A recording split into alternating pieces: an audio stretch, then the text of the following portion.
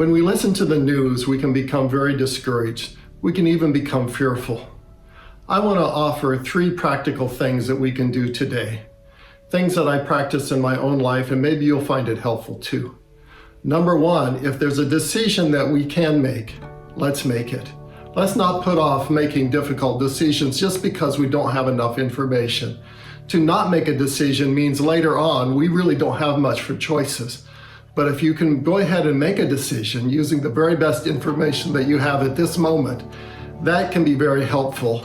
And over time, if you need to revise that decision, if you need to take a different course of action, you can make revisions to that decision.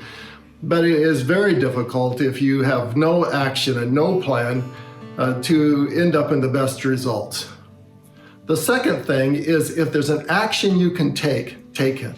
If there's a good, positive, helpful action, whether it's reworking your budget, whether it's buying some food for an elderly neighbor and taking it to them, or whether it's following the guidelines about social distancing, if there's a good practical action you can take, take it.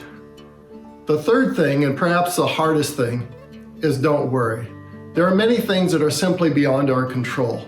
And we should never worry about things that we can't control. Why? Because it's simply not helpful. The worry stresses us out, it causes us physical problems, and it really doesn't accomplish a thing. So to the best of each of our ability, let it go. Go on with life, relax, enjoy your life. Don't let the worries and cares that are happening today really weigh you down. As we face these difficult decisions, we will get through this.